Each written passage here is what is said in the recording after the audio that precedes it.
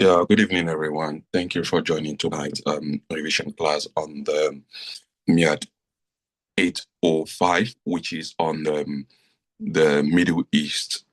So tonight we will study the module 3 of MIAD 805 because we've done module 1 and module 2. So tonight we just focus on the module 3. So without wasting our time, the first concept or the first topic we will talk about in this module 3 is the Gulf crisis and the Gulf War. The Gulf crisis and the Gulf War. So when you talk about the Gulf region, so just before you know the Gulf crisis and the Gulf War, you just need to know the regions in the Gulf. Which regions or which countries do we call the Gulf? You understand? So which part of the world do you call the Gulf? You understand? So when we talk about the Gulf region, we make reference to countries like Iraq, Kuwait, Saudi Arabia, Bahrain, Qatar, Oman, and the United Arab Emirates, Dubai. Listen, so these countries I mentioned, let me just repeat it again. We have Iraq, Kuwait, Saudi Arabia, Bahrain, Qatar, Oman, and United Arab Emirates. These parts of the world are regarded as Gulf regions. Understand? And the Gulf region is strategical enough in the world politics.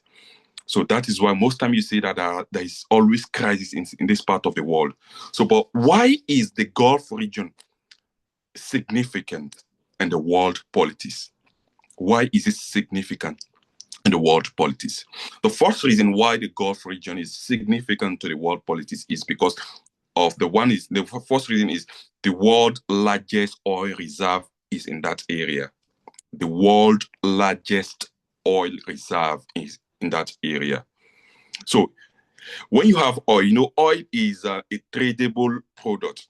So it's a tradable product in the whole world. So countries that have oil have powers.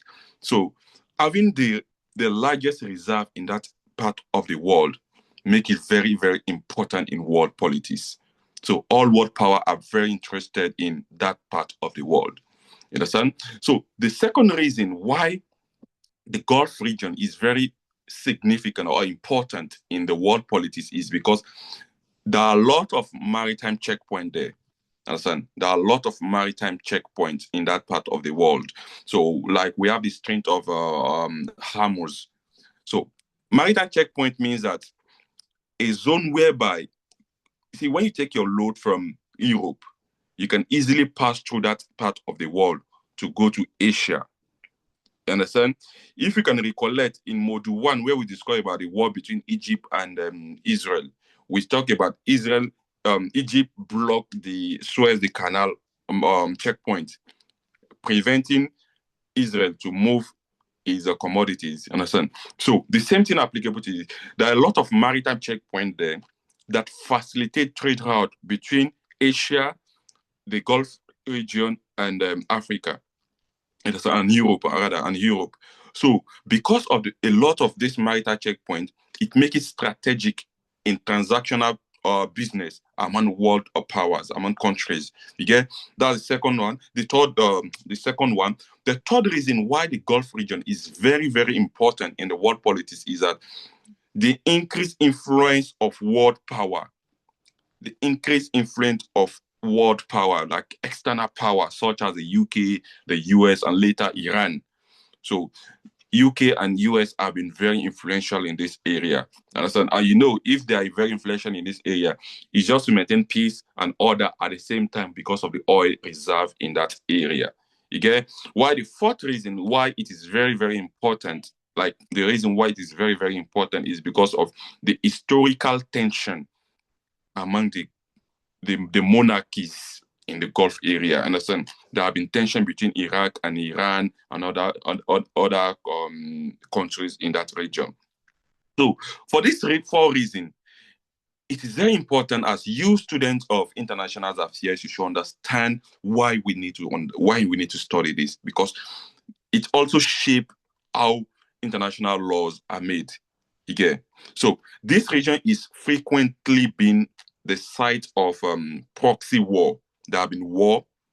A lot of war has occurred there from 1947, even before the 1947 till date. There have been a lot of wars in that area and ideological clashes. Some people prefer monarchical system of government. Some prefer military system of government. While some prefer the how do you call democratic system of government. So there have been a lot of ideological crises in this Gulf part of the world, and there is economic competitions. You know, so today you see Dubai, you see Dubai being is a tourist attraction country whereby all nations come to Dubai. You see Saudi Arabia, all Muslims want to go to Saudi Arabia. You see other, so there have been a lot of economic competition in that area. So that is why it is very important, significant enough for us to study the war in the Gulf regions. You understand? So now there have been two wars in the Gulf region.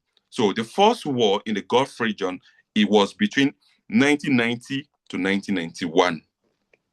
The first war, we call it the first Gulf War. So the first war that occurred in that region is between 1990 to 1991. And the war was between Iraq and Kuwait.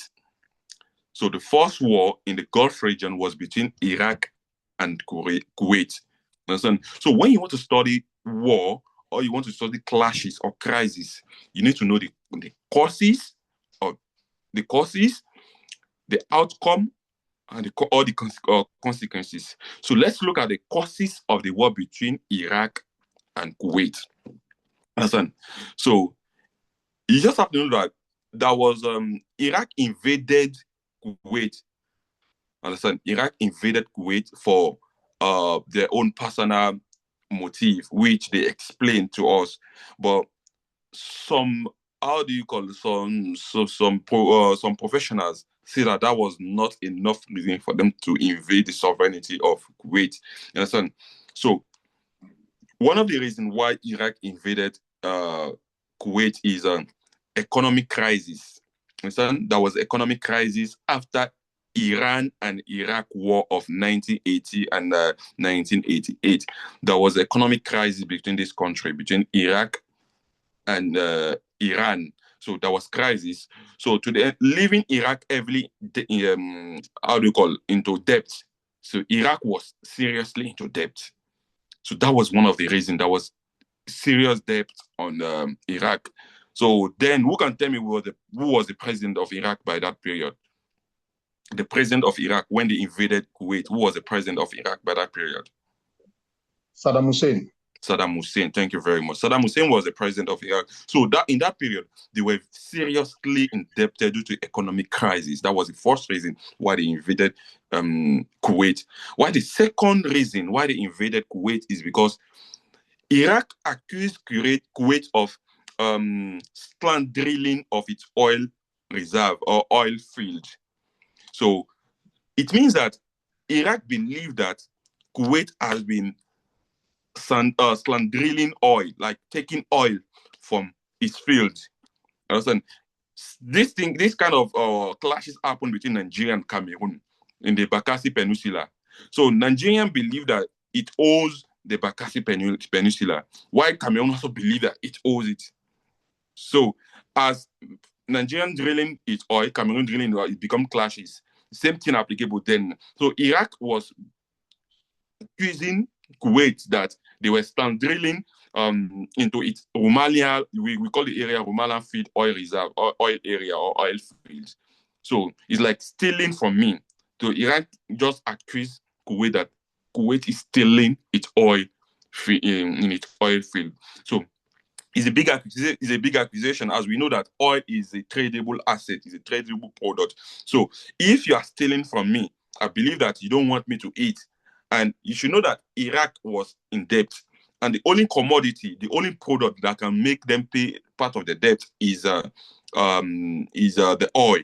So because oil is a tradable asset or a tradable product, you get. So number three reason why there was clash, or the causes of the clash between Kuwait and Iraq, is Saddam Hussein believed Kuwait was depressing oil prices. That is, Kuwait make the price of oil very cheaper. So Kuwait, you see, let me move this person, please. Let me just move this person. So Kuwait make the price of oil cheaper. So Saddam Hussein talked this in Saddam Hussein reason. It believed that they were doing it intentionally. You get so to arm Iraq economy. Understand? So Iraq economic is already down. The economy was they were having an economic crisis. So Iran pays Iraq for intentionally diminishing the price of oil so that Iraq will be economical down.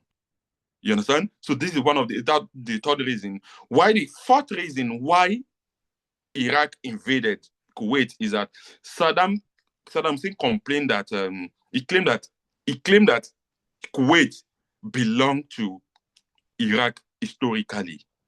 You get the same way Israel believed that Palestine belonged to them historically. Understand? So they said that same way. So he believed that Kuwait historically is part of Iraq. So for that reason, he invaded Kuwait. You understand? I mentioned 4 reasons why there was clash between Kuwait and Iraq. The first reason is economic crisis that occurred in Iraq due to the war between Iraq and Iran in 1980 and between 1980 to 1988. So Iraq was seriously indebted. They were in debt. While the second reason is Iraq president, which was Saddam Hussein, he claimed that Kuwait was stand drilling in his field. They were taking oil from his zone. The same thing applicable when Nigeria and Cameroon had the clash of Bakassi. Understand? Why the third reason is that Saddam Hussein believed that Kuwait historically belonged to Iraq.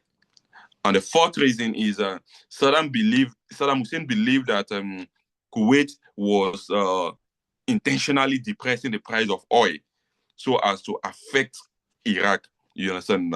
So it's like you are just frustrating me. So these are the 4 major reasons why they invaded Kuwait and the war clash, the war started. You understand? So there might be more reason, but these 4 reasons explain the mindset of the Iraqi government, why they needed to invade and take over the land of Kuwait. So what do we call this? Firstly, acquisition of another land territory. What do we call it in international affairs? What do we call it? What do we call it? Firstly, acquisition or taking of another land, another man property or countries. It is type of how a country can lose its sovereignty. There is 2 types of how a country can lose its sovereignty. Understand? So this is one that Saddam Hussein did to Kuwait. Iraq did to Kuwait. So they took over the land. So how do we call it? Annexation. Thank you very much. Annexation. Annexation means that a country firstly to take over another man country. Understand? It's like Nigeria firstly taking over Cameroon, or Cameroon firstly taking over Nigeria. So when a country decides to forcefully take over another man country, that is annexation. So that is a way a country can lose its sovereignty, forcefully taking over another man country. So that's what happened in Kuwait. So between Saddam Hussein and the Kuwait, Iraq and Kuwait, between 1990 and 1991. Now, if this thing happened, what was the response of the international community? Because if 2 countries are fighting, there has to be a mediation platform, which is the international community. So international response, what was the response of the international community? So the invasion of Kuwait by Iraq triggered global reaction. It triggered global reaction. So immediately it happened, the UN, the United Nations Organization, condemned the invasion of and imposed economic sanction on Iraq. You understand? So immediately it happened, the UN condemned it that it is not happening. You get? So that was one of the reasons why they make an international law that no country has a right to take over another country. There is no more, aside from that one, there is no more annexation again. I don't know, there is no more annexation. So that is what today you see that when Russia and Ukraine are fighting, the United Nations have to intervene because there should not be an annexation. All countries have to have their independence. You get? So the United Nations condemn it and place economic sanction on Iraq. That was the first thing they did. Understand? The second thing they did is that the United States of America, they built military coalition with 35 nations. Understand? They built military coalition with 35 nations, including Arab countries. So, which means that, Iraq is the one country. Invading Iraq is Kuwait. So, it's like, so United States of America, they form coalition, a military coalition with 35 countries. So imagine 35 countries. Listen, 35 countries bombarding all in Iraq. So that was the second response the international community gave. So they formed this coalition, including the Arab states. Because some Arab countries also were not in support of Iraq.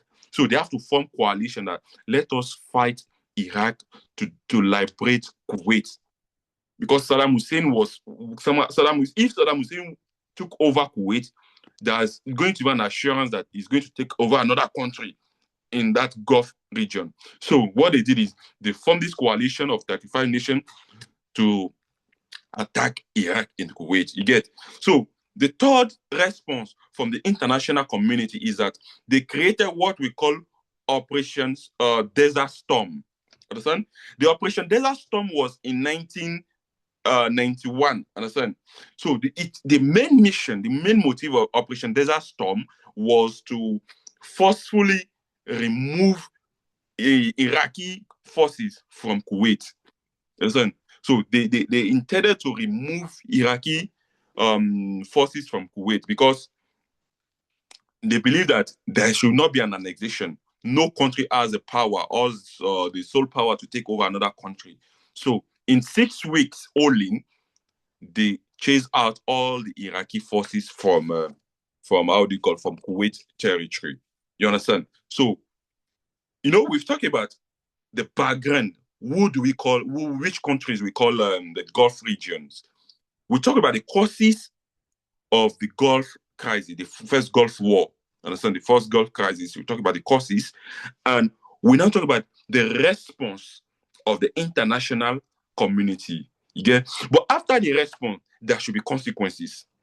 You understand? After the international community response, there should be consequences, which we call the outcome of the war. What was the outcome of the war of the Gulf of the first Gulf War of 1990 to 1991? What was the outcome? After, in 6 weeks, they did Operation Desert Storm to chase away all the Iraqi forces to leave Kuwait. But what was the outcome after all the 6 weeks? Understand? So the first outcome or consequence is that Iraq suffer huge military and economic losses. Listen, many soldiers have to lose their life.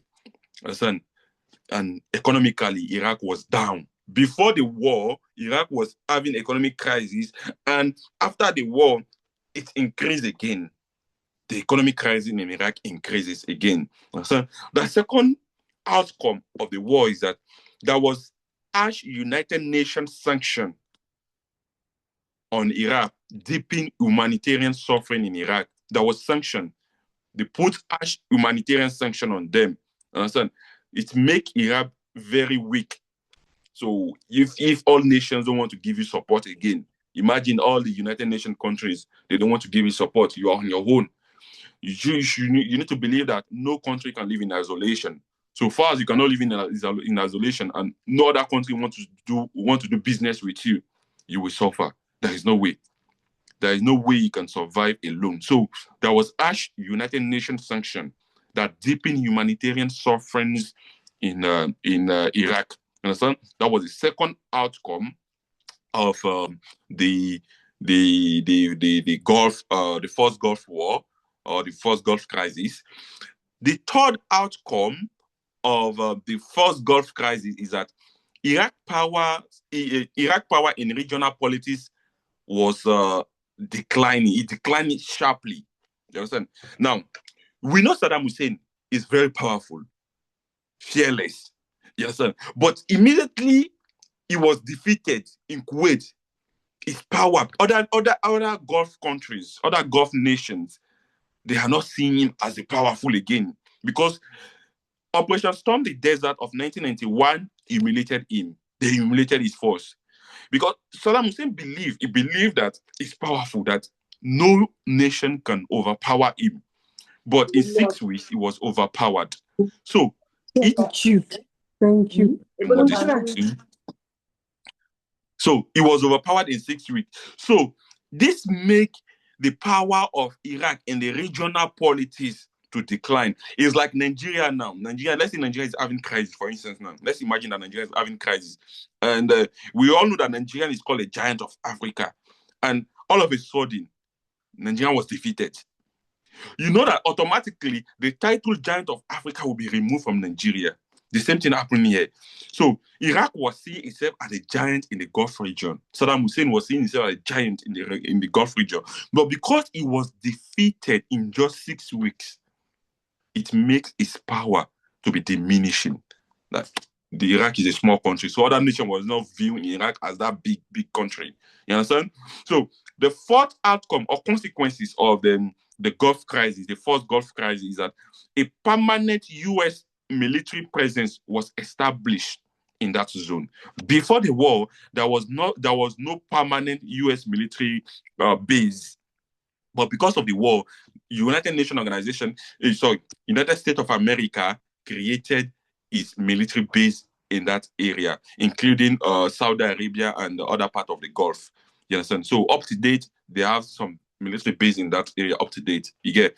So this is about the first Gulf War or first Gulf crisis. You get? That happened between 1990 to 1991. Understand? Any question for me before I proceed to the second? I have a question, please. Okay. So you said when we want to look at this Gulf crisis, we need to consider 3 different things. You said causes, outcome, and consequences, right? Am I correct? So the outcome is also known as the consequences. Okay, so what's you talk about the cause, what caused the war, and what happened during the war, and what was the outcome. So what happened during the war is known as how the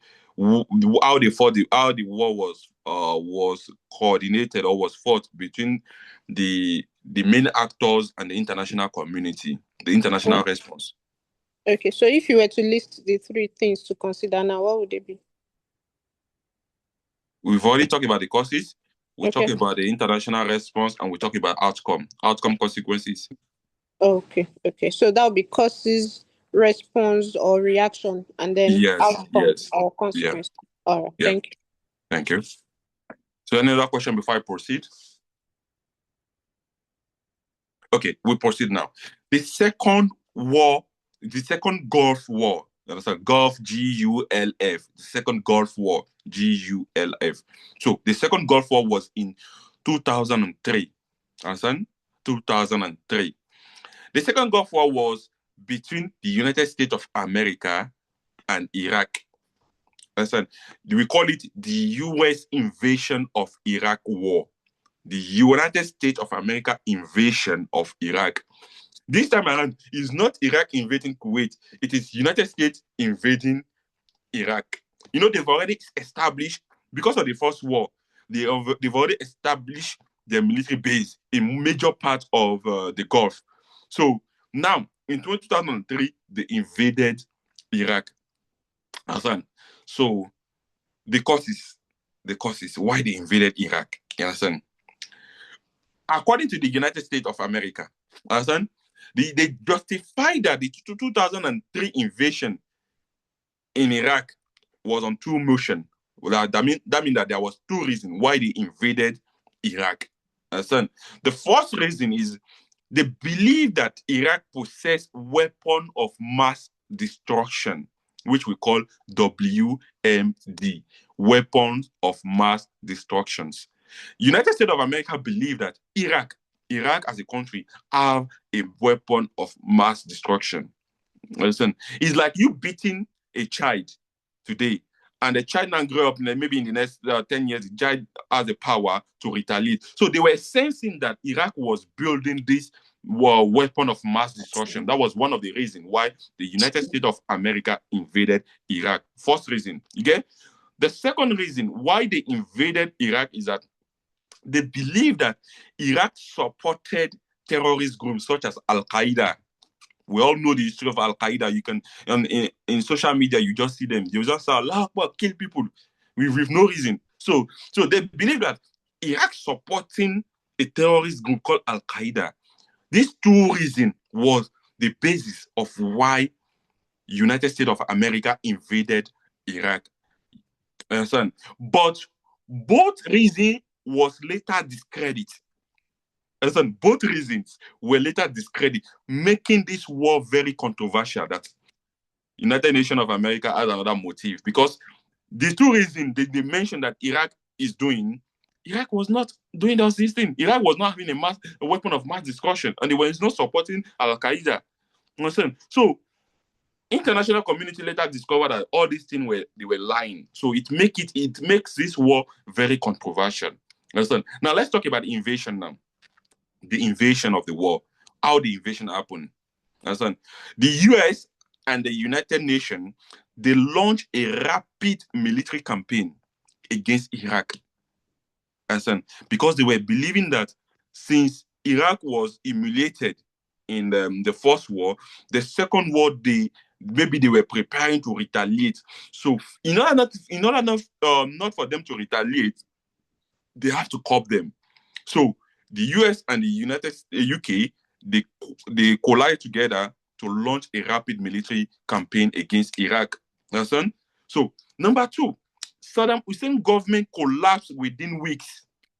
And then they bombarded Saddam Hussein. So we all know how Saddam Hussein died. You understand? So they bombarded Saddam Hussein. So its government collapsed within weeks. And the third thing we need to note is that there was, after Saddam Hussein government collapsed, there was what we call the Coalition Provisional Authority, CPA, Coalition Provisional Authority, CPA. It took over the Iraqi administration. Let me just repeat it. That's how it happened. They first invaded Iraq. US and the UK launched military attack on Iraq. The second thing, they overpowered Saddam Hussein's government. They overpowered Saddam Hussein's government within weeks. And after that, they established what we call the CPA, which is a Coalition Provisional Authority. Another thing we can call this CPA, Coalition or Provisional Authority, interim government. Understand? Interim government. You know, in Nigeria, we had interim government. Alaji Shehu Shagari was interim government in Nigeria. So when a power, when there is no power, when there is no person to hold the government or the country on administration, they can pull an interim government. Understand now? So like acting government. So they put coalition authority or provisional authority to be taking over the how do you call Iraqi administration, because it is the belief that the US was not in support of anything that Saddam Hussein was doing. They see Saddam Hussein as threat. You understand? So that's how they did the invasion. Understand? But there was mistake in the invasion. In this war, there was a lot of mistakes. Understand? But we'll talk about two mistakes. Understand? The first mistake in this war, understand? The CPA made several errors. Understand? You know, they put interim government, which we call the CPA, which is a Coalition Provisional Authority. After they remove Saddam Hussein, they have to establish another government so that Iraqi administration can be moving forward. So, but that government they put in power made a lot of mistakes. So that mistake destabilized Iraq. The first mistake they made is that disbanding the Iraqi army. They disband when you say disband, is that they sacked them. Let me just put it like that. They sacked Iraqi army.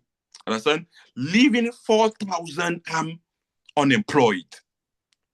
So let's imagine let's just for instance now, let's just say when Alhaji Shehu Shagari took over power as an interim government, let's just imagine that he sacked all the Nigerian army. So that is going to be a problem. So the CPA, which is the Coalition Provisional Authority that took over Saddam Hussein, that when Saddam Hussein was removed from power, they sacked 400,000 Iraqi army. Understand? So imagine 400,000 soldiers not working again. You will know that some of them they will still have gun at homes. Some of them will have bullets. Some of them will have ammunition at home. So that was one of the problems. Understand? That was one of the problems that this CPA called the Coalition of Provisional Authority. The first problem. The second problem is that they remove all experienced civil servants from work. They sack all experienced civil servants from work. So these two things they did, it fueled insurgency. Understand? And there was sect. There was sect. It is believed that one of the sects are Sunni, while another sect are Shia. Understand? They are, for Muslims that are here, they will understand that there is we have the Sunni Muslims, and we have the Shia Muslim, and we have many sects. The same thing in Christianity. In Christianism, we have the Celestial, we have the Catholic, we have the Methodists and the likes. Understand now? So the same thing. So they believe that the thing they did was targeted to the Sunni. All Sunni workers, they believe that they target them, that they want to sack them. Understand now? So it created war between the Shia and the Sunni. I believe we had the Shia in Nigeria also, because we have in Abuja, we have El Zakzaki during Jonathan regime or Buhari, during Buhari regime, El Zakzaki in Abuja. So something happened, a clash between the Shia and the federal government of Nigeria. It happened in Nigeria. Understand? So they are also in part of it. They are everywhere in the world. The Shia clan, they are everywhere in the world. Understand? So these two mistake this CPA, which is a Coalition Provisional Authority that took over Saddam Hussein, these two mistakes they made created division in the country. So some people were for them, some people were against them. You get? Now, what was the consequences? The consequences of this second Gulf War. The consequences of this second Gulf War. Excuse me, I want to drink water. I'm sorry. I want to drink water. The consequences of the Second World War. Understand? The number one consequences of the Second World War, I'm sorry, not Second World War, Second Gulf War. Understand? The number one consequences of this Second Gulf War is the emergence of Al-Qaeda in Iraq. Al-Qaeda was created, and we all know Al-Qaeda is tagged a terrorist group in the United Nations. In the United Nations book, Al-Qaeda is tagged a terrorist group. So, because of the Second Gulf War, Al-Qaeda emerged. Imagine you sacking 400,000 soldiers. Just imagine 400,000 soldiers not working again. That means that 400 families. Maybe each family has wife, two wives, or one wife and children. So imagine that how many people you put in problem. So that created the Al-Qaeda. That's number one consequences of the war. The number two consequence of this Second Gulf War of 2003 is that there was increasing sectarian. When I say sectarian, I mean sect. Understand? Clan, group, SECTARIN, sectarian. So there was increasing sectarian between the Sunni and the Shia communities. We know the Sunni don't want to follow the Shia. The Shia don't want to follow the Sunni. It's like for instance, I'm saying the Catholic Church and the Celestial Church. You will believe that the Catholic Church and the Celestial Church doesn't practice the same way.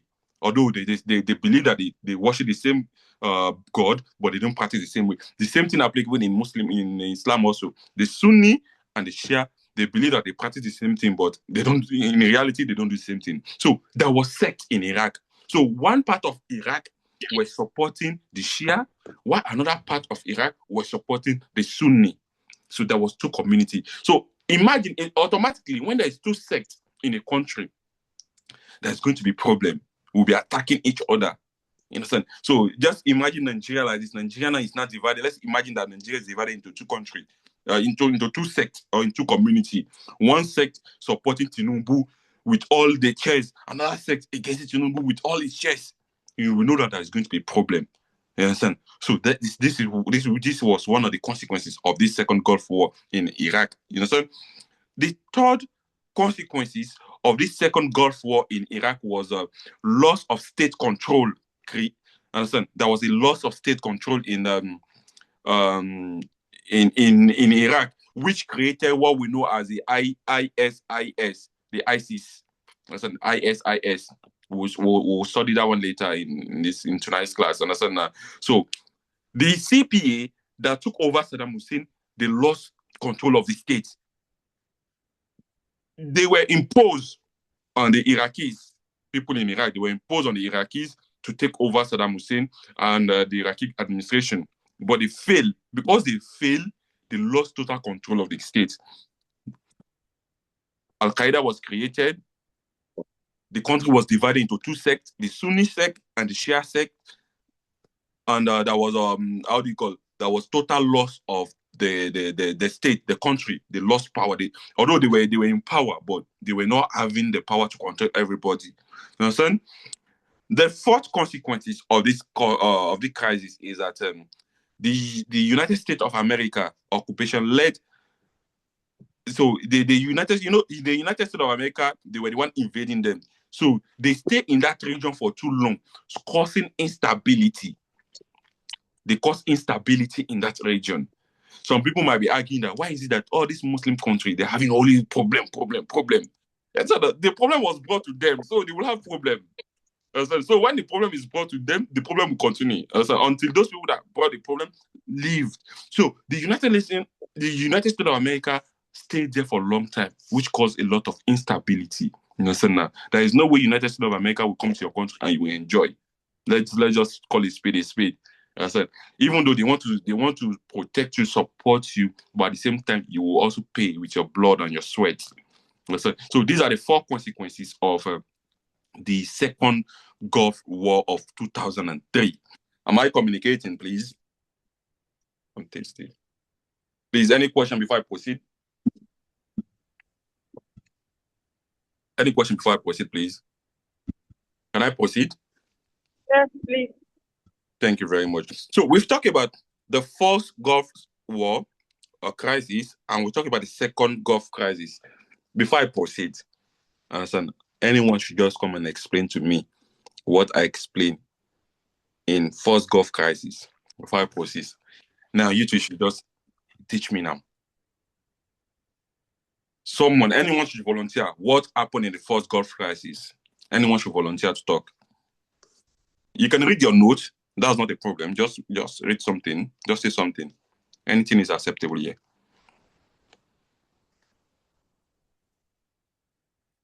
Anyone to volunteer, please? Or should I call on people? I don't want to call on people. I just want anybody to volunteer. Listen. Please, someone should volunteer, please. All right, I can go. Okay, thank you very much. Okay, so the first Gulf War happened in within 1990 to 1991 between Iraq and Kuwait.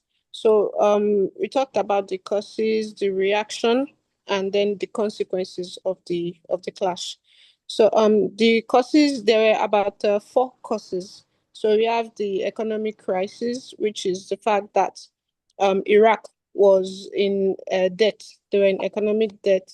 And Saddam Hussein, who was their president around that time, he believed that Kuwait was to be blamed for this economic crisis they had between 1980 to 1988. So the second cause, Iraq believed that Kuwait was stealing was sand drilling oil in their area. And this was a very big accusation. Yeah. So the third one, Saddam Hussein, the president, believed that Kuwait intentionally reduced the price of their oil just to harm their economy. All right. So the fourth one, I believe, okay, the fourth one is that they believe that historically, Kuwait belongs to Iraq. So they thought that it was justified for them to want to take back the country, to annex the country, to annex Kuwait. Yeah. So okay, we also talked about annexation. You explained the meaning of annexation to us. That is when a country is forcefully taking over another country. Can everyone can everyone hear me? We can hear you perfectly, and we are enjoying you. Continue, seriously, continue. All right. So yeah, the reaction, which is the second thing that we need to consider anytime we talk about this, uh, is that the global power, which is the USA, UK, and so on, they place sanction on Iraq's economy because they believe that no country should have the power to forcefully take over another country. It should never be allowed. Yeah, they shouldn't have that much power. So then the second thing was that they built military coalition, that's USA, built military coalition with 35 countries to attack Iraq. Okay. Then the third one was that they created um, an operation, which is a Desert Storm, in 1991 to forcefully remove Iraqi forces from Kuwait. Okay, just to stop the annexation. Yeah. Then the third part, which is the outcome of the whole thing, was that Iraq suffered military and economic crisis. Then the United Nations sanctioned them. They put a humanitarian sanction on them, which means that other countries or any countries will not be able to assist them. Okay, so they made sure that they were on their own. They were isolated. Yeah. Then Iraq's power in the regional politics decreased drastically in that area. Though all this invasion and USA and all the area, I got to know that it happened in 6 weeks, within 6 weeks. Yeah. So the last thing, that's the fourth outcome, a permanent USA military presence was created in that area up till now. So USA continue to remain in that country till now. Yeah, so that's all I have. Okay. Thank you very much. The USA continue to remain in the Gulf region, you guys. So I'm not sure if they are in Iraq in 2025, but I'm 100% sure they're in the Gulf region. They're in the Gulf region. And they are in Qatar, they're in Saudi Arabia and some other countries. And I'm 100% sure of that one. Okay. So thank you very much. I really like your explanation. So that means that you are following me. Now we'll proceed to the next part, the Arab Spring. The Arab Spring. What do we call the Arab Spring? Spring. The Arab Spring. What do we call the Arab Spring? So we just have to know that the Arab Spring, let me just put it as, let me just take an example of Nigeria. So for you to have an image, you all know the NSAS problem in Nigeria, NSAS in Nigeria, right? The NSAS movement in Nigeria was a revolutionary movement.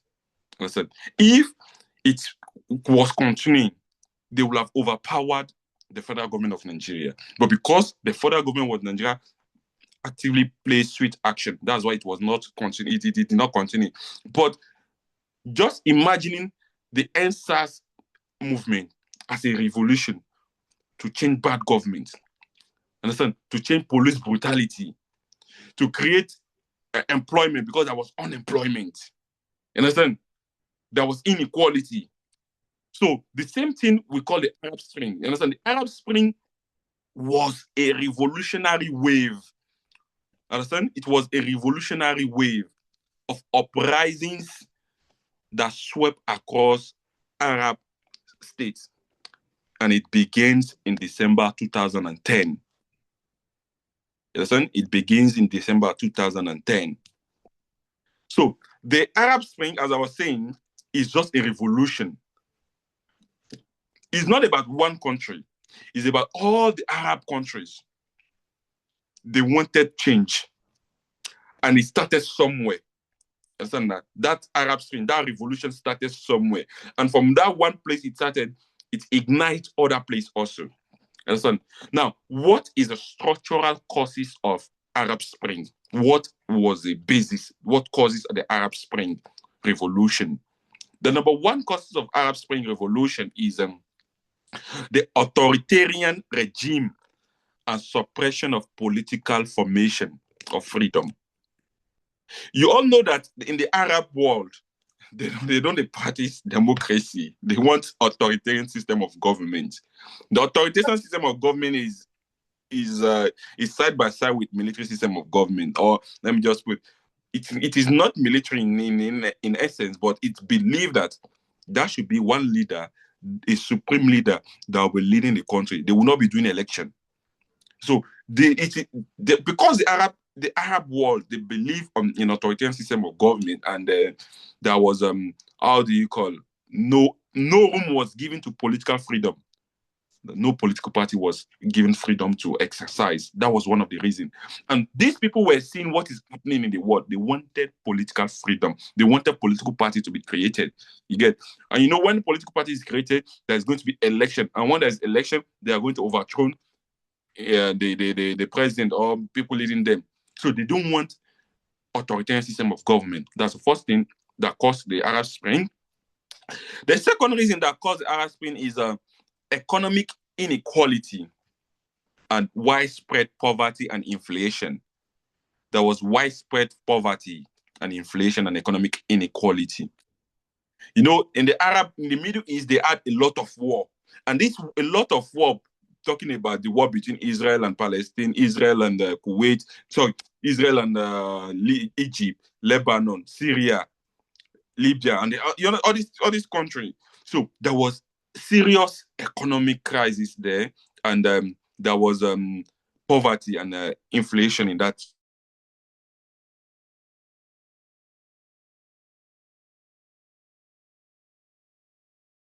They wanted change. You get?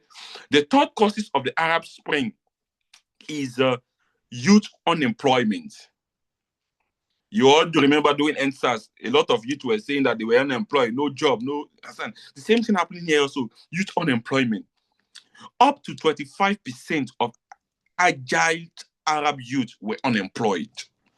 You understand? So imagine 25% of your agile youth, they were unemployed. So you go school, you don't have job. It's happening in Nigeria also. A lot of youth are going to school, they don't have job. May God help us to have job. So we are doing our master, we don't know our fate at the end of the masters. So a lot of youth, 25% of the youth, they don't have the job. Understand? So they were agile that they want to change the system. Maybe if the system change, they can have work. There was unemployment. They want employment of youth. You understand? That's the third reason or causes of the Arab Spring. The fourth causes of the Arab Spring is corruption and lack of accountability. Corruption and lack of accountability. Listen, someone messaged me, one of our colleagues, he messaged me and I said that, what do I think? What is my own personal belief if the soldier took over Nigeria? I said, I prefer the worst civilian system of government than the best military system of government. Do you know? People will say that they will prefer soldiers to take over Nigeria, but I will totally agree. I prefer the worst civilian system of government or democratic system of government than the best military system of government. You know why? Because soldiers are not accountable. Do you believe that? So do you think that soldier will give an account to a civilian, bloody civilian, as they usually say? So there was no accountability. There was no, how do you call it? There was corruption. In Nigeria, it happened. Most of our military leaders that govern Nigeria in history, we see the cases of corruption there. Listen, I will not mention one, but there is one of them that even up to today, Nigeria is continuing to get his money from Switzerland. Understand? We all know. So up to today, Nigeria is still getting money from that person because he took Nigerian money to many countries. And up to date, Nigeria last year they did Paris Bond Fund, where they took some of his money back to Nigeria. So there was no accountability, and there was corruption in the zone. And the youth and the people in the Arab world, they wanted change. They want the government to be accountable. So far as a government is authoritarian, so when it's authoritarian, it's a system of government whereby the government, there is a supreme government that doesn't give account to another government, another person. Understand? Everybody in the country have to follow his decision. Understand? You don't give. It's not democracy. Democracy is say government of the people, by the people, and for the people. That means that the government is accountable to the people. But here, the government is not accountable to the people because there was authoritative system of government. You understand? So that was the fourth reason. The fifth reason why the Arab Spring or the Arab Revolution occurred is the fundamental human rights of people were abused by police and security forces. There was police brutality. That was police brutality. So far as there is police brutality, they wanted it to stop. You understand? And the sixth reason is the growth of educated Arab youth. You understand? They were demanding for justice and dignity. A lot of Arabs youth, they went to go and study abroad. You understand? They went to go and study abroad. They were educated. They were not basing their knowledge on what they were teaching them in the Arab Spring, in the Arab world. They went to go and take education, travel abroad to go and take education. Listen, so they were educated, they were exposed. They wanted dignity and justice. They were demanding for what they are not getting in the region. Listen, why the last causes of this Arab Spring is expansion of social media and enabling mass mobilization. You remember that during the EndSARS, there was a time whereby the network was not working in Nigeria because they don't want how do you call it? Social media was not working. They don't want people outside Nigeria to know what was happening. Listen, so the same thing because social media exists. They are seeing what is happening in other parts of the world. So they wanted the same thing in the Arab world. When it's Arab world, I mean all the Arab countries, not only in Iraq, not only in Kuwait, all the Arab world, they wanted what was happening there to happen in their own zone also. You get so these 7 reasons were the basis of why there was a revolution in the Arab world. From 2010 up to date, there is still a revolution. People want more. People want change. You understand? They want change. Now, we will talk about some countries in the Arab zone and how the revolution started, how it happened to them. You understand? So, let's talk about Tunisia. Let's talk about Tunisia. It started in Tunisia. Understand? The revolution started in Tunisia, and because other nations in the Arab world saw what happened in Tunisia, they also started their own. You understand? Now, in Tunisia, please let me drink water. I'm sorry. Let me just drink water.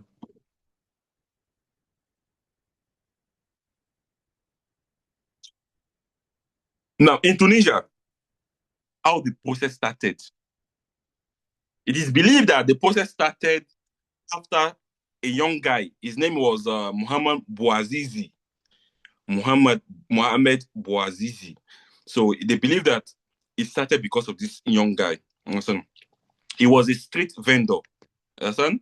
So he was self-immortalized, like in protest by police harassment. So I'm not too sure of what I want to say now, but it is believed that this young boy killed himself because there was police brutality. Because he killed himself, understand? Because he killed himself, it make other people to wake up. The EndSARS in Nigeria also was caused by someone. They believe that there was police killed someone. Because police killed someone, the youth have to cause the revolution of EndSARS, end police brutality, EndSARS. So Muhammad Bouazizi, I think my lecturer, he said he poured petrol on his own body and he just kill himself. He just wipe up himself. He doesn't. So, but what we just know that he died. because of police brutality. You understand now? So, because of this, Mohamed Bouazizi, because he died, it causes revolution in Tunisia. Now, we'll take it historically now. Number one, his death symbolized that citizen frustration within humiliation, corruption, and hopelessness. It is believed that Muhammad Bouazizi in Tunisia, it is believed that he died because citizens were not having a say. They were hopeless. Understand? They were humiliated by the police. Understand? And there was corruption. Today in Nigeria, police will arrest you. Instead of checking your car, they will not check your car. They want you to give them something. And if they see that you're a young boy, you dress well, they will want to check your phone to know if you're a Yahoo boy or not, even if you're not a Yahoo boy. So, it is believed that Muhammad Bouazizi's death symbolized that the young people, the youth, were hopeless. Understand? The police were corrupt. And the youth were humiliated in their own countries. Understand? That's the first thing that come to the belief that prompt the somebody said, I'm just joining. Minor, please, what are we discussing? We are talking about the Arab Spring. Understand? So the revolution in the Arab states, what caused the revolution in the Arab state, we talk about it. Now we are not talking about Tunisia. So I was explaining that in Tunisia, there was one street vendor, understand? So all these people where they sell for streets. So which was called, his name was Mohamed Bouazizi. So he was self-immortalized. That is, self-immortalized means he killed himself, due to police harassment. Now. So because he was too frustrated, so he self-immortalized himself. Understand? So it is those people in Tunisia, they not believe that the causes of his death is because of police corruption, hopelessness of the youth, and humiliation of the youth by the police. Understand? Why the second is, immediately this thing happened, a segment of youth and people in Tunisia, they removed their president. You know, if Nigeria today, if Nigerians are united, both from the south, from the east, from the north, if everybody is united, there is nothing else the world can do. The same thing happened here. So they removed the government. Understand? They removed the president, rather. The president was called Ben Ali. Ben Ali was in power for 23 years. This explains the authoritative system of government, because an authoritative system of government will not allow election to occur. So they removed the president because of that thing that guy did, Mohamed Bouazizi. Because of what he did, they removed the how do you call the leader, Ben Ali. Ben Ali was the president and was in power for 23 years. But because of that revolution they did, he was overpowered. Understand? So, and then the third thing we need to know is that Tunisia became the inspiration of the Arab Spring, the uprising in the Arab Spring. Understand? Because other countries in the Arab world, they believe that if Tunisia can remove a president that was there for 23 years, definitely they can also remove their own president. Because most of the presidents in the Arab world, they stay there more than 4 years. So they know they do 4-year tenure in their zone. They do more than 4 years. You understand now? Some of them stay longer. You understand? So we proceed. That is about the Tunisia. A picture of what happened in Tunisia. Now, you know, we said that what happened in Tunisia ignites other parts of Arab world.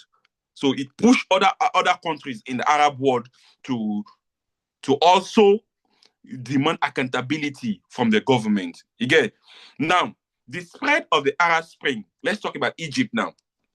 In Egypt as a country, what happened in Egypt? What happened in Egypt? In Egypt, there was massive protests in Tahrir Square. Tahrir is a Tahrir, Tahrir. Yeah, Tahrir, Toy Square. So it's like in Abuja now. You have a Abuja Gate. I think Abuja Gate. Yeah, you have a place very popular. So there was massive protest there because the people in Egypt were demanding for accountability from the government. They want the government to be accountable. There was unemployment. I So didn't they get want. that square. My network was tracking.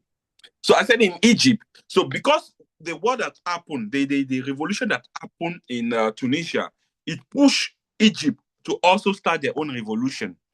And how they started the revolution is that they started with a massive protest in Tahrir Square. Tahrir is, I said, Tahrir Square. So like a popular place in Egypt. So they started the revolution there. And the revolution is they were demanding accountability for the government. They want the government to be accountable enough.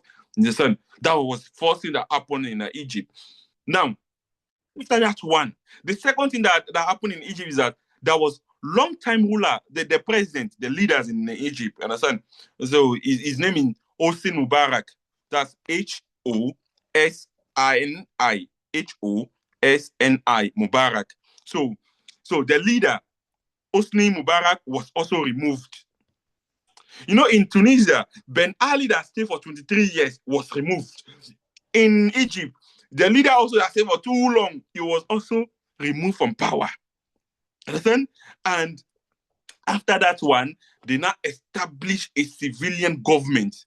A civilian government was elected, but the civilian government was later overthrown through a coup d'etat in 2013. They removed it. Soldiers removed him in 2013.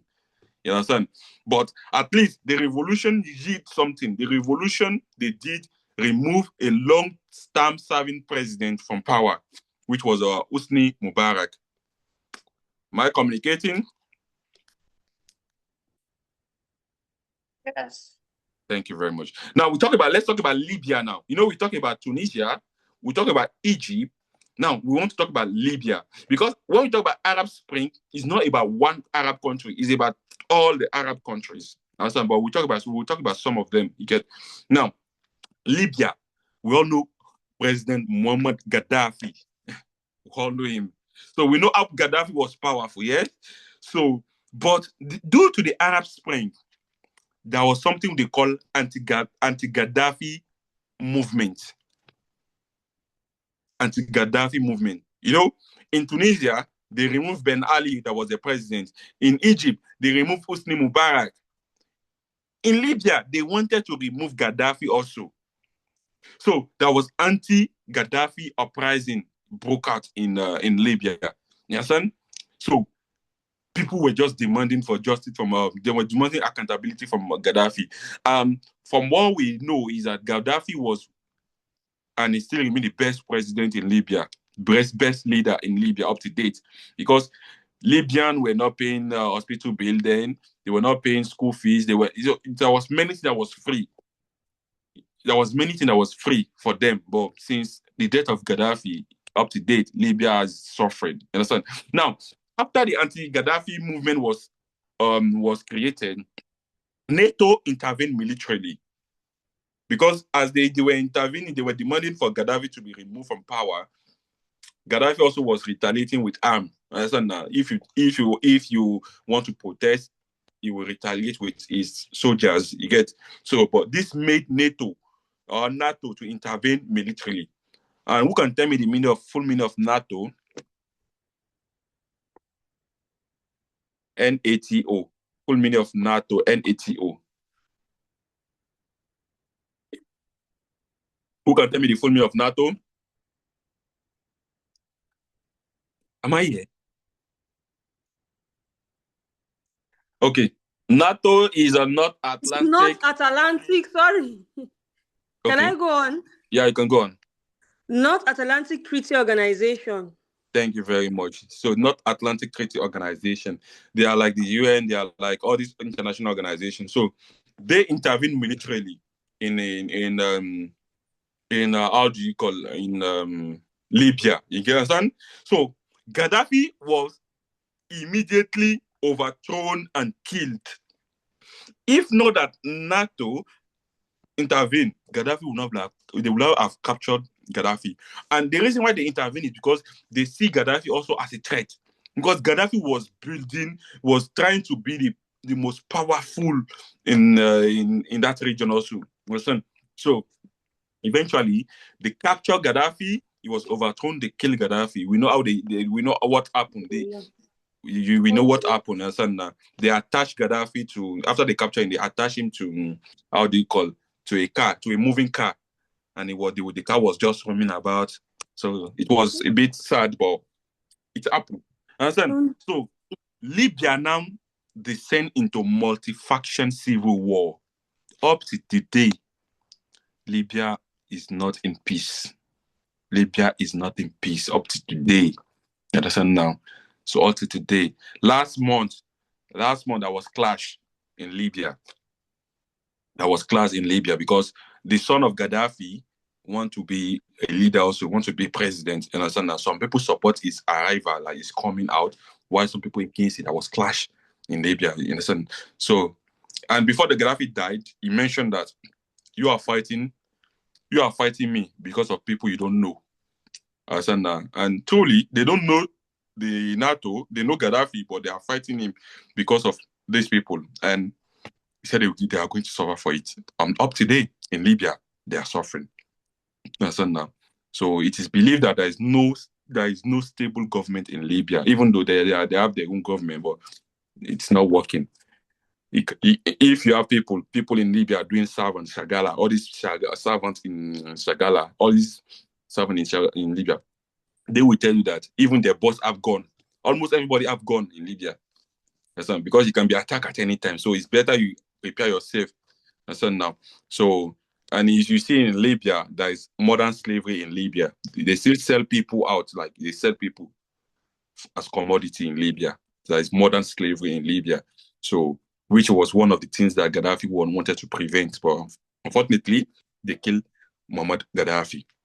Now, we've talked about Tunisia, Egypt, Libya. Now, let's talk about Syria.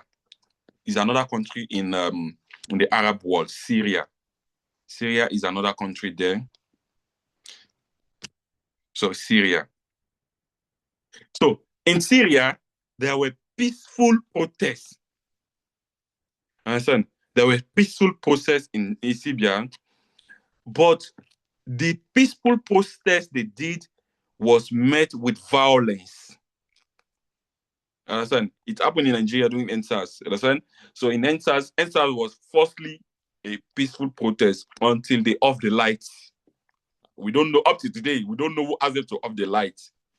When they off the light for like 5 minutes, they operated, they on the light back. Understand? So there was peaceful protest in Syria, and they wanted also accountability from the government. But that peaceful protest were met with extreme violence by the leader, who was Assad. The leader was Assad. So there was the protest was met by a violent extreme violence by the leader, which was Assad, and this escalated into the Syrian civil war. And the Syrian civil war involved the global powers like the United Nations. Understand? So they fought the war. They want to remove the leader. They want to remove the leader from power. So they have to do civil war. Understand now? Which have to bring our international community into this war. But the conflict remained unresolved. They did not solve this problem. They were not able to overthrow the leader just like that, as they did in Libya, Egypt, and Tunisia. They were not easy. It was not easy to overthrow the leader. Understand?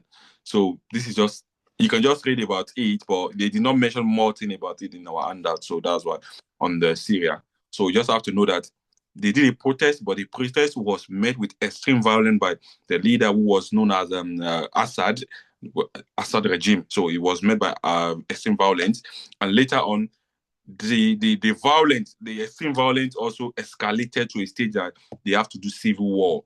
And the civil war were involving the global powers, the United States, the NATO, and all of them. They were involved also in this civil war. But to date, the problem was not resolved in Syria.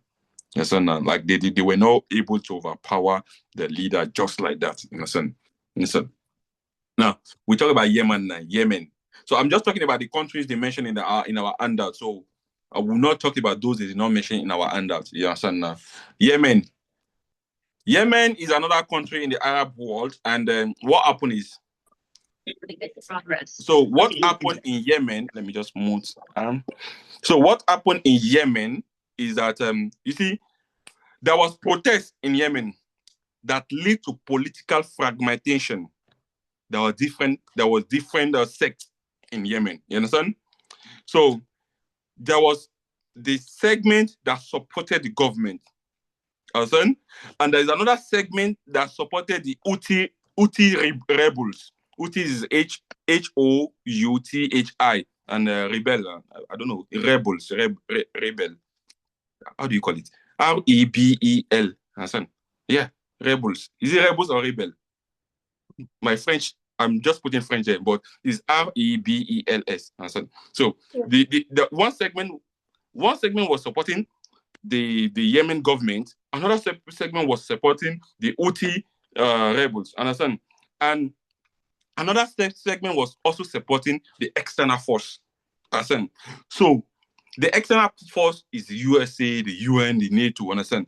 So this created a long-term devastating war in that particular part of the world. You understand? So that's what some people might be wondering, that why is it that there is no peace in all these Arab countries? It's because those people, those world power, they also involved there. They are the one they put petrol. So some war that can be finished within 1 month, 2 months, but they put petrol there. You understand now? So now these are the 5 countries we mentioned here. We talk about Tunisia, how the president of Tunisia was overpowered, how Ben Ali was overpowered. We talk about Egypt, how the president of Egypt also was overpowered, Hosni Mubarak. We talk about Libya, how President Muammar Gaddafi also was overpowered. In Syria, they were not able to overpower the president of Syria. In Yemen, they were not able also to overpower the president of Yemen. You get, but the Arab Spring make a revolution that shows that the Arab people, they wanted change in Arab. They wanted civilization. They wanted democracy. They don't want authoritative system of government. They wanted a democratic system of government. Now, what was the outcome of the Arab Spring? After all this revolution by the Arab, so after all the revolution, what was the outcome? So the first outcome is that there was temporary democratic progress in Tunisia. In Tunisia, there was temporary, when I say it's not permanent democracy, but there was temporary democracy in Tunisia, but it was later overthrown by the military. You understand that? They also tasted what democracy means, but later on it was overpowered by the military. That was first outcome. The second outcome is that there was the rise of military rule in Egypt. Understand? When they overpowered the Egypt president, understand, Hosni Mubarak, when he was overpowered, they immediately set up a civilian system of government. But that civilian system of government was also overpowered in 2013. So that make military system of government rise in Egypt. You understand? The third outcome of the Arab Spring movement or Arab Revolution, the third outcome is that there was state collapse in Libya and Yemen. Understand? Libya collapsed and Yemen collapsed. Up to date, Libya is shaking. Nigerian service is powerful than Libya at the moment. Because some of the things that is happening in Libya make them to, how do you call them? See, some people just have guns, and the guns they have, it passed through Africa. They created terrorist group in most part of Africa. So now, the fourth outcome of this war. So one of the most worst humanitarian crises happened in Syria. Understand? So because I mentioned that global powers were involved in Syria war. So they as they overpowered Gaddafi in Libya, Mubarak in Egypt, Ben Ali in Tunisia. They wanted the same thing to happen in Syria, but they were not able to do that in Syria also. So it caused one of the worst world humanitarian crises in Syria. You understand? So the fifth outcome of this Arab revolution or the Arab Spring is that there were new discussion on government. Like it set the table for them to talk about legitimacy, government, sovereignty, and political accountability. Because other countries in the Arab world have been seeing what is happening. So they set a table of how the government is going to be accountable to the people, how there's going to be legitimacy, how the government is going to be discussing matters with the people. And if not because of the revolution, other countries will not they won't have set a table for discussion on all these topics. You understand? Am I communicating? Please, I want to drink water. Am I communicating, please? Yes, you are. Thank you very much. Now, I just want to take one person to help me explain what he or she understand by the Arab Spring. Anybody should volunteer. Anybody should volunteer. Anybody should volunteer. Anybody should volunteer. What do you understand by the Arab Spring? Anybody should volunteer, please. From your note, you can even volunteer from your note. Just read out from your note or from what you understand by it. Am I the only one here? Anybody should volunteer, please. What do you understand by the Arab Spring or what happened there?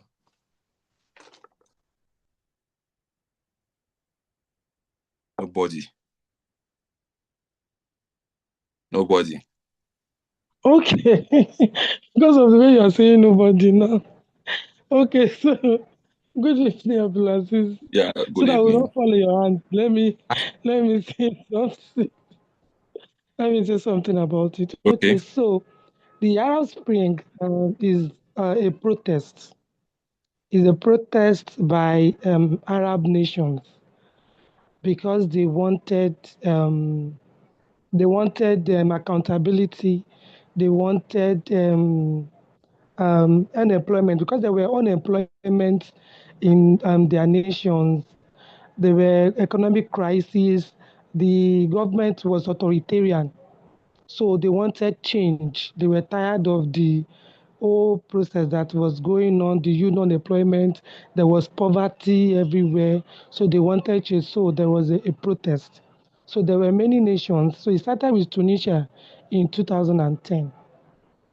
So when it started with them, the first of all started in 2010, and their president then, I think he said Ben Ali, if I'm not mistaken, Yeah. Ben Ali was overthrown. Yes, he was overthrown. Then after that, he went to Egypt to Mubarak. Their president too was overthrown there after all the protests and all that. And he went to Libya. Libya too. Muammar Gaddafi, was also overthrown from the protest and all. But in Syria and Yemen, they could not overthrow their presidents. Yeah, the Syria protest was a peaceful one when they started it, but it was taken over by their leader, and it became a violent one, which became a war eventually. So it happened in Yemen too. They couldn't. So in Syria, they could not take over because they could not even conclude the fight. It became a war. In Yemen too, something like that happened. That's all I can really say about it. Thank you very much. I really appreciate it. That means that you are following. Thank you very much. I appreciate. Now, you see, currently we've done 2 sessions in Module 3, and Module 3 have 3 sections. Should we stop or we should continue? It's the Module 3 have 4 sections rather. So we've done 2, it remains 2. Should we continue or should we stop? I don't know for others, but we could continue. Let's get to 9 o'clock as we always do every day. Okay. So, any But can we do question? partly a past question though? Paper past question. Tomorrow past question. Tomorrow continue past question tomorrow. That's the plan. Oh, okay. Tomorrow just Okay. continue past question. Yesterday we were able to do 801 past question. So we'll continue with 801 as 19. We already did 3. So tomorrow we'll continue with the remaining one. Okay. And so that was the plan. Yeah, so I don't want to mix them together. Now I have a question. okay. No problem. Yeah. Ask a question. For the Arab Spring, we talked about 7 causes, right? Continue, yeah. Oh, okay. All right. Please, can you please remind me of the 7th one? Let me call on someone. Amotala is here. Let her read it. Okay. She was the one that explained, so she understood. Let her read it. I don't want to listen. I didn't get the question though. What I didn't hear that. The causes of the Arab Spring. What caused the Arab Revolution? Just read the 1 to 7 to her.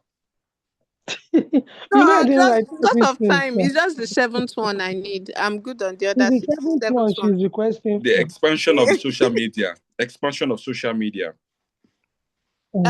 Expansion Of social media. Of social media. Yeah. Can you please explain that? So now, social media, we came to an area whereby social media was popular, right? So through social media, they had mass mobilization. Think about what happened in NSAS. It's through social media, people know where they're supposed to go and gather. Because there was no newspaper that was ready to take the information. So through social media, they send information and let us go and gather in this area. And you will see that all the youth will just be going. You understand? So mass mobilization was easier through social media. And aside from that one, the Arabs were seeing what was happening in other parts of the world. This also creates the inspiration that we also want change in our zone. You understand?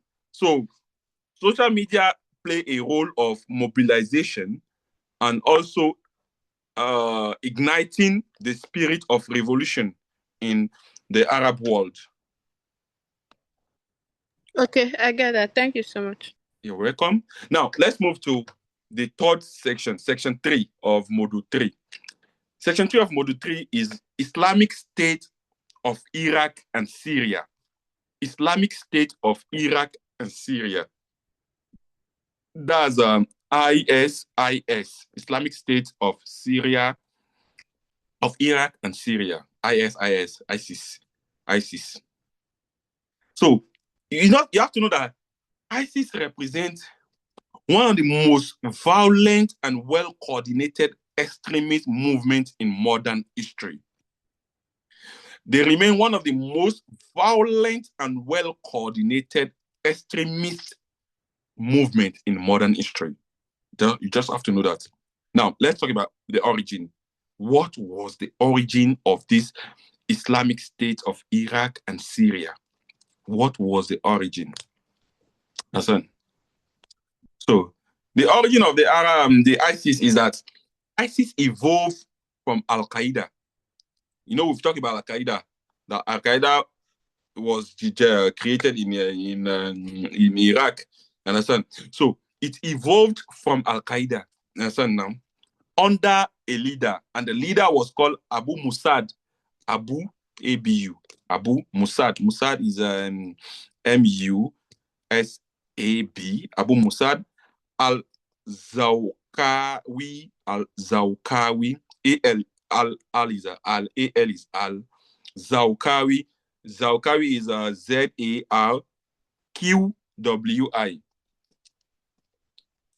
Zakawi. I don't know Zakawi. I don't know how they pronounce it, but I just pronounce it the way I can see it. So under the leader, he was the leader of Al Qaeda. You understand now?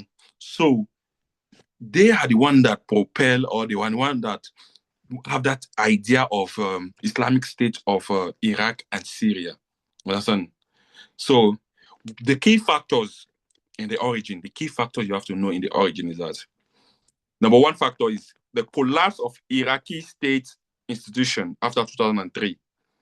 You know, Iraqi state was collapsed. You know, when we mentioned the war between the the US invasion in the second Gulf Spring, understand? When we mentioned that one, Iraq was collapsed. Understand? The Iraqi state was collapsed. Understand? And another reason that caused it, the origin is marginalization of Sunni communities. I've mentioned that in the Muslim community, they have the Sunni and they have the Shia. That's the same thing in Christianity. We have the Celestial, we have the Catholic, we have the Roman, we understand, same thing. So in the Muslim also, they have the Shia and the Sunni. So the Sunni were marginalized, understand, under the Shia-led Iraqi government. Understand? That is, no job for them. If you are Sunni, no job for you, no social welfare for you. Understand? They marginalize them. The third origin of the ISIS is that weapon proliferation after the fall of Saddam Hussein. After the fall of Saddam Hussein, you know, some of them still have gun. It is believed that some of them, the gun they have, they even send it to some part of Africa to create another group. We all putting in Fulani, that are Fulani terrorists. Some of them are not Fulani terrorists, to be sincere. We just put it in Nigeria. We just put it under the umbrella of Fulani terrorists. So some of them are not Fulani. Some of them came from another country. So there was weapon proliferation after the fall of Saddam Hussein. When Saddam Hussein died, those people, those soldiers, you know, 400,000 soldiers were sacked from job. So those soldiers still have gun.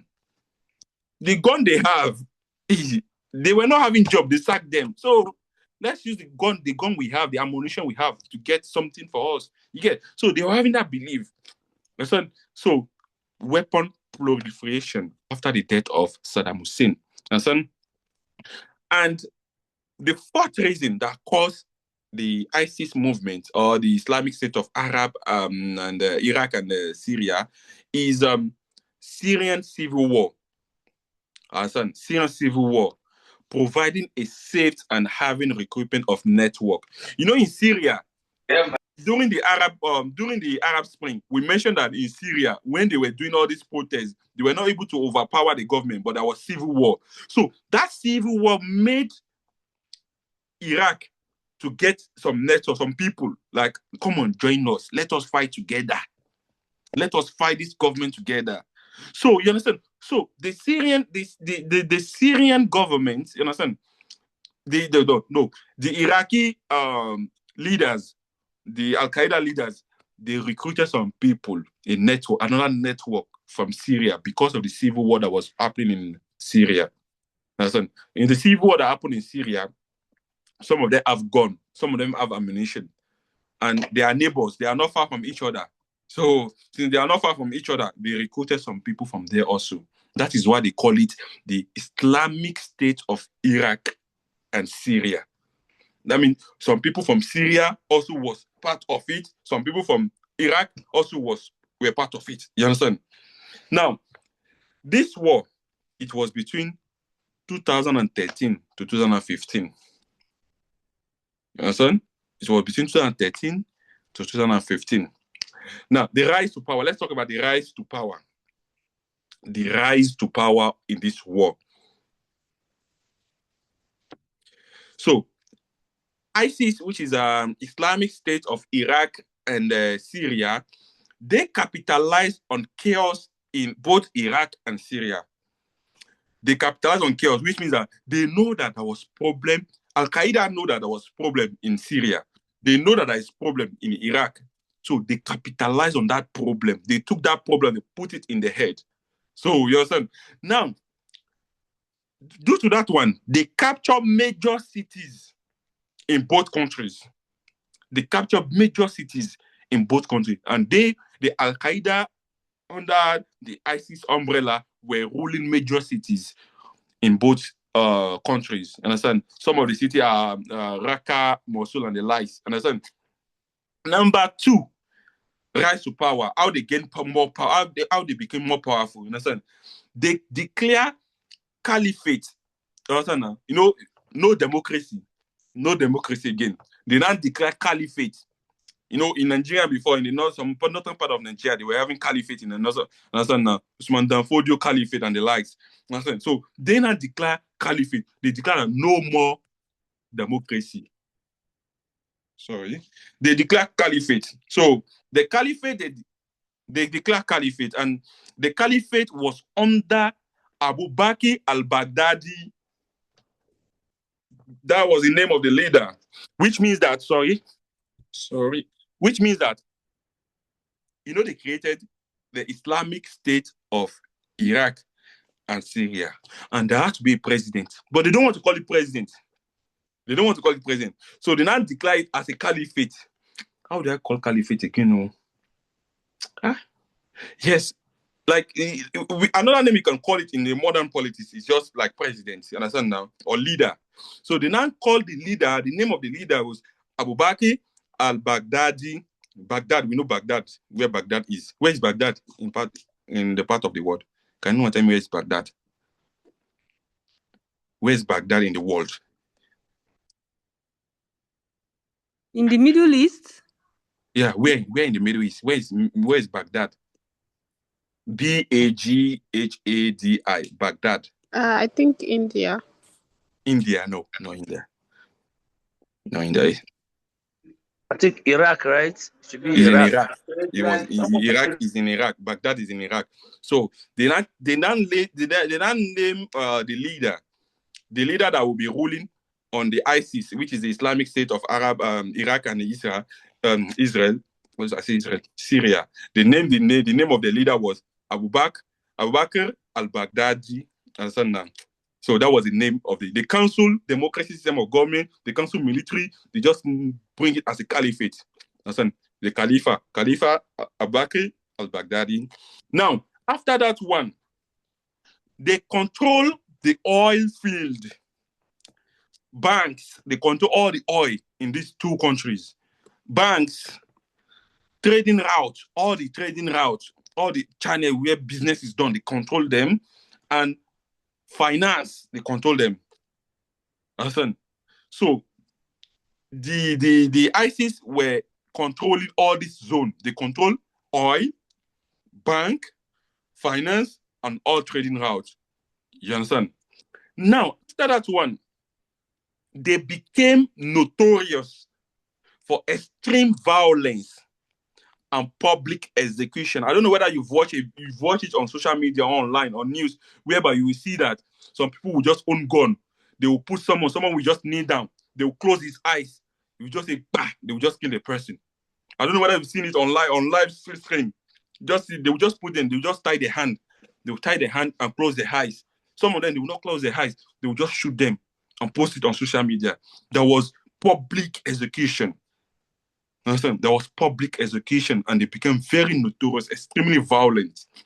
You understand? So, but they existed between the 2015 and 2013, 2015, the Islamic State of Iraq and Syria. You understand? Now, what was the tactic and the ideology of the Islamic State of Iraq and Syria? What was the ideology and what was the tactic? Understand? Number one tactic is that the ideology is that they practice radical Islamist ideology. You know, they were against the Sunni.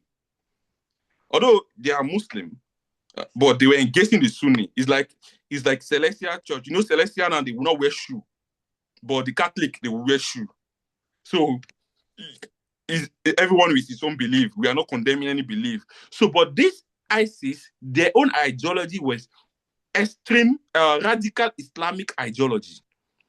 They were doing things that would just change the name of Muslim. And this is Muslim. This is Islam, and it is working because up to date, some people are saying it's not Muslim that are killing people in Libya. It's not Muslim that are killing people in Syria. It's happening.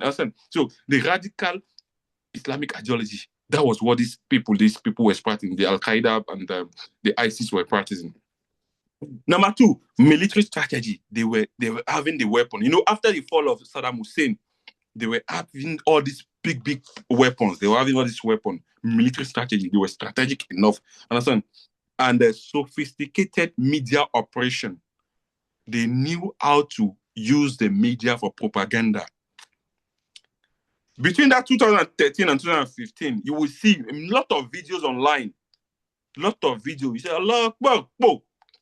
I'm not saying they are Muslim, I'm not saying they are not Muslim, but they were radical Islamic, understand? They have the radical Islamic ideology, understand? So, and they use social media for global recruitment. They recruited a lot of people from social media to the extent that they create a network outside their zone. Some of them, they're in Africa. Listen, so the saddest part of it is that people don't understand that the killings that are happening in Nigeria, all of them are not Fulani, all of them are not outside. That's the saddest part.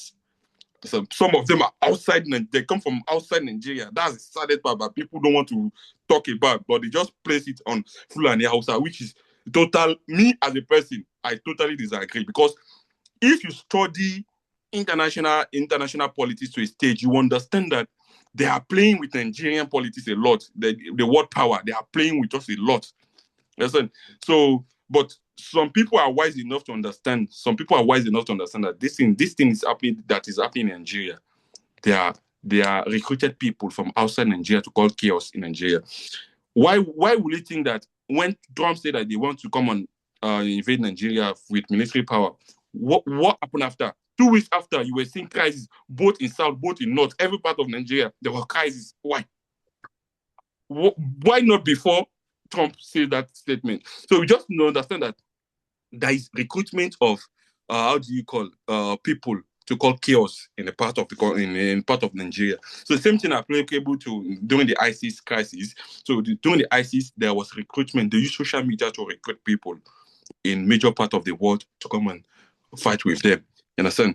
Now, so the ISIS, the Islamic State of Iraq and Syria, operate as an hybrid. You understand? They operate both as a terrorist organization and also as an insurgent organization, and also as a state. They operate as a country. Understand?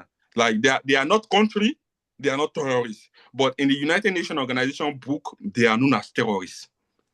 Because the United Nations organization place a label them as terrorist organization. But they operate as both a country and a terrorist organization because there was mass execution of people. If you offend, if you don't have the same ideology with them, which is the radical Islamic ideology, if you don't have the same ideology with them or you condemn them, they are going to execute you publicly. Understand? So this is the tactics they use then. Now, let's talk about the last part of the ISIS. Decline and aftermath. What happened? Understand? What happened in ISIS? The number one thing that happened when all this thing was happening, you know, when there is war in the world, international community, international organization have to intervene. That is why Donald Trump wants to intervene in Nigeria matter. Now, decline and afterward, what happened? The international coalition, like international organization, they targeted ISIS strongholds. They targeted ISIS. So they make them to be weak. Even though they are weak, even up to 2025, some of them still exist. You understand? But they don't label themselves. They label themselves under the name of Al Qaeda, but not under the name of ISIS again. You understand? They just label them. Some of them say they are Al Qaeda. You understand? Now, so they took the international organization. They took over most of the territory that this ISIS have. Understand now? And by the late 2019, ISIS lost all its territory. Understand now? They chased ISIS from all the territory ISIS was occupying because they have some strongholds. Understand now? So all the territory ISIS was occupying, they took over all the territory. The international organization took over all the territory, and it remained an active the ISIS crisis, the ISIS country or crisis remain an active sleeper cell in Iraq and Syria.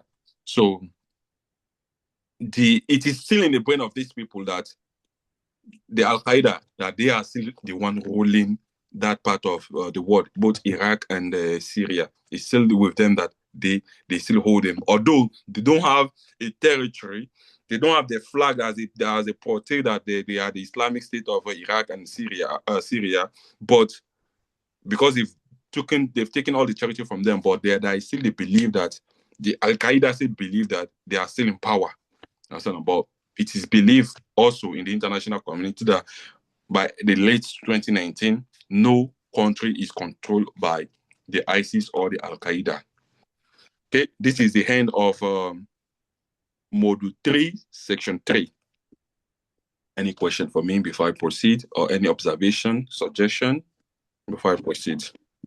I want to drink water, please. Question, suggestion.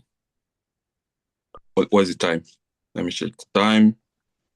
It is 8:46 in Nigeria. Okay. Please, Mr. Akanji, the aftermath, was it just one? I got just one. The what? Okay. I said the international coalition targeted ISIS strongholds, like all the big territories. Yes, that I got ISIS that was. fast. And by the late 2019, ISIS lost all its territory.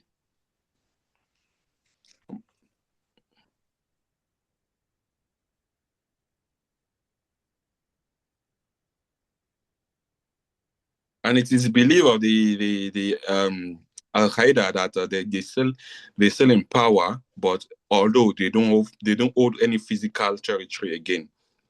They don't hold any physical territory, but it's still in the belief that they still hold power. They still hold they still governing the area. Understand? So any question again? Any question?